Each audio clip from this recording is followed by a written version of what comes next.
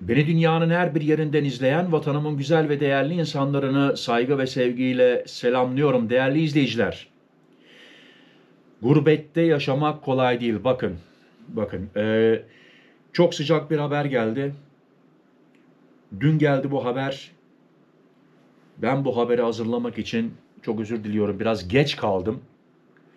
Bu sabah saat 4'te bu haberi hazırlamak için tekrar internet sayfalarından, haber sitelerinden değerli izleyiciler bir inceleme yaptım. Bu haberin üzerine, aynı haberin üzerine bir haber daha geldi. Ne oldu? Ne bitti? Bütün olay ABD'de oldu. Kalp krizi geçiren gurbetçi gencin Türkiye'ye götürülmesi için 40 bin dolarlık fotoğraf çıkarıldı. Değerli izleyiciler, ailesi ne yaptı? Bu 40 bin doları hazırladılar.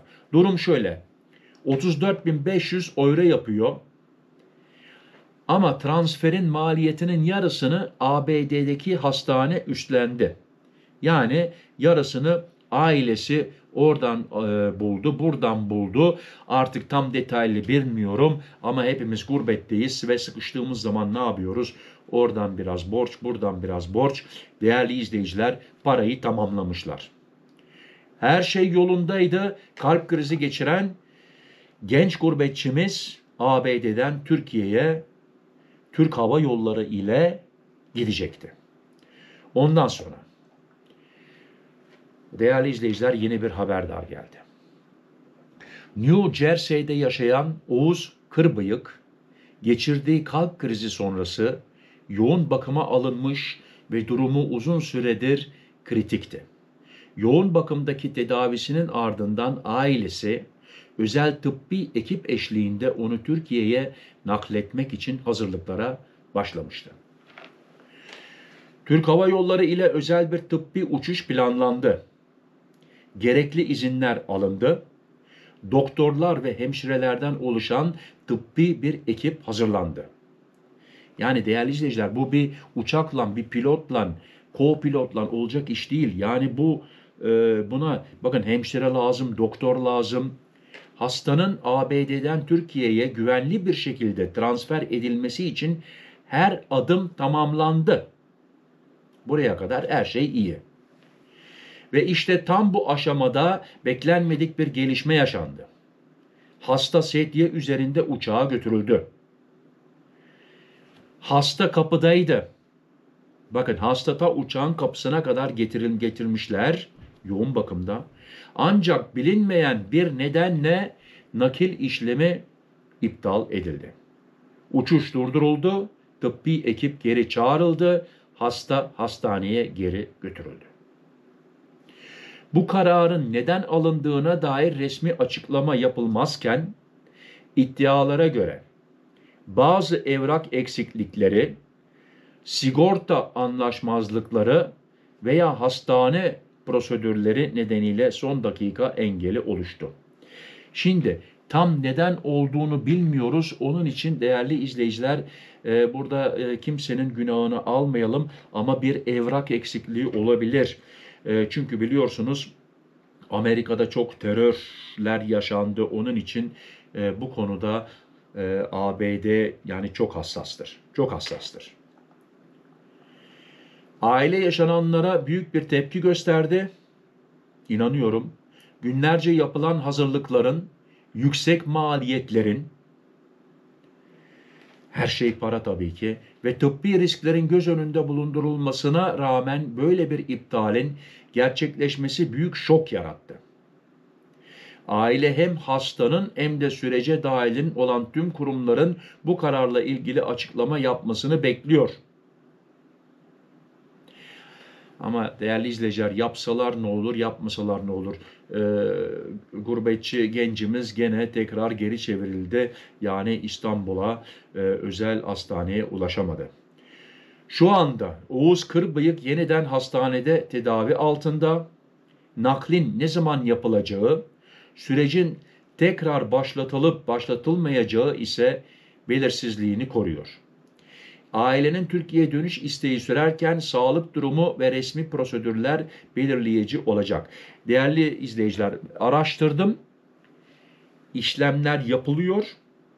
Gencimiz Yani çok kısa bir zamanda Türkiye'ye gitmesi lazım. Yani bugün, yarın, ama ben bu haberin peşindeyim. Ben bu haberin peşindeyim. Değerli izleyiciler, işlemler başladı. Bu olay yurt dışında yaşayan Türk vatandaşlarının sağlık süreçlerinde ne kadar büyük zorluklarla karşılaşabileceğini bir kez daha gösterdi. Sürecin nasıl sonuçlanacağını yakından takip edeceğiz. Gelişmeler oldukça buradan sizlere aktaracağım değerli izleyiciler. Bakalım neler olacak, neler bitecek. Şimdi iyi tarafı, hastane bu 40 bin doların, çok büyük bir para, yarısını ödemesi. Onun için orada bir kolaylık yaratmışlar ailesine değerli izleyiciler. İnşallah çok çok çok yakında Türkiye'ye, İstanbul'da özel hastaneye ulaşır. Şimdi değerli izleyiciler, benim de tabii ki sizden ufak bir isteğim var. Videoyu beğenmeyi, yorum yapmayı ve kanala abone olmayı unutmayın. Kanala abone olmak ücretsizdir. Aşağı tıkladığınız zaman değerli izleyiciler ücretsiz abone olabilirsiniz. Evet, bugün günlerden cumartesi değerli izleyiciler. Hepinize hayırlı uğurlu bir hafta sonu diliyorum. Ben bu haberin peşindeyim. Herhangi bir yenilik yaşanırsa tabii ki bana haber gelecek. Ben bu haber sitelerinden beraber çalışıyorum. Bana haber gelecek. Ben de size bütün yenilikleri bu kanalda, bu YouTube kanalımda sizlere tabii ki bildireceğim, sizlere aydınlatacağım. Sizlere, hepinize hayırlı, uğurlu, dinlendirici bir hafta sonu olmasını diliyorum. Bugün günlerden cumartesi, yarın pazar.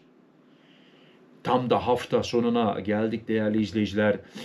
İnşallah bu hafta sonu da hasta kardeşimiz, yoğun bakımda olan gurbetçimiz Türkiye'ye gönderilebilir. Şimdi bana belki soracaksınız, hafta sonu planları değerli izleyiciler, biliyorsunuz hafta sonu biraz havaya da bağlı. Hava tabii ki güzel olursa Murat Bozdağ'ın İsviçre'de yaşadığı için kamerayı eline alıp hemen koşturup dışarıdan değerli izleyiciler size İsviçre'nin doğasını tekrar, tabii ki benim müsaade ederseniz, benim muhabbetimden beraber değerli izleyiciler İsviçre'nin doğasını çekip size yayına vereceğim. O mümkün olmazsa, yağmur artık olursa, hava kötü olursa, bilmiyorum değerli izleyiciler, belki de bir canlı haberde yapabilirim. Artık duruma bağlı. Ama tabii sizler de bana yorumlarda yazabilirsiniz. Doğa videoları mı olsun, araba videoları mı olsun? Araba videoları çoktan beri çekmedik değerli izleyiciler. Canlı video mu olsun? İsterseniz yani burada stüdyomda oturup da canlı videoyu açıp muhabbet de edebiliriz. Sizler bana sorarsınız, ben size cevap verebilirim. Öyle videolarda hazırlayabiliriz. Şimdi biraz konudan konuya atladık. Özür dilerim. Kusura bakmayın. Ama tabii ki bunlar da söylenmesi lazım. Bir kere dile getirilmesi lazım. Onun için size soruyorum. Bana yorumlarda yazın. Nasıl devam edelim? Evet değerli izleyiciler, bakın gene tekrar sağlık, sağlık, sağlık, sağlık en mühimi. Onun için sağlıklı kalın, benimle kalın.